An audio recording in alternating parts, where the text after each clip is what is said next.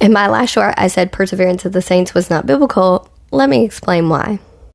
In paragraph 162 of the Catholic Catechism, it says that faith is a free gift of God, but this free gift can be lost if we forfeit it. St. Paul tells St. Timothy that he must fight the good fight. He goes on to tell him he can do this by having faith and a good conscience. Then he goes on to tell him that some have made shipwreck of their faith by rejecting their conscience. In Galatians chapter 1, St. Paul is telling them that he is amazed that they are so quickly forsaking the one who had called them by grace, meaning they're forsaking Christ.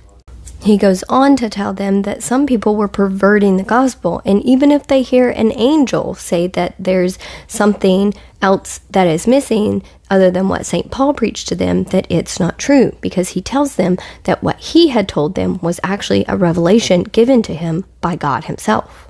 In Revelation chapter 2, Jesus is telling one of the churches that they have lost their love, and he tells them to repent and return, or he's going to come and stamp out their lampstand.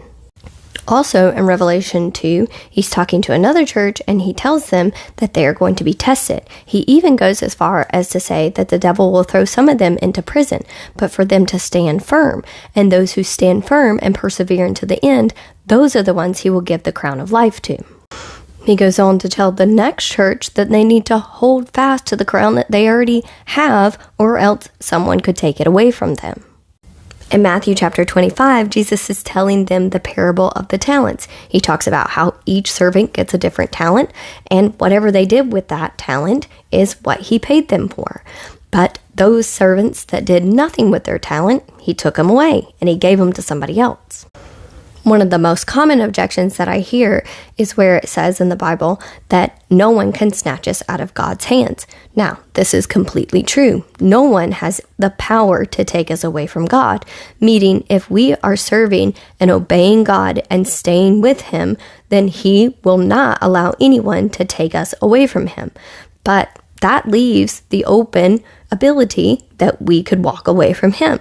Meaning, if we don't stay with Him, then we forfeit that faith that we were once given. Once saved, always saved people will also go as far to say that those who walk away from the faith actually weren't saved in the first place, which this is actually just terrible. In fact, Jesus tells us that He will leave the 99 to go rescue the one that wandered, and He will bring them back to the flock, meaning Jesus will do everything to save you, even if you stray from Him. So don't listen to this garbage because it's just not biblical. There's so much more we could say, but that's all I have in 3 minutes.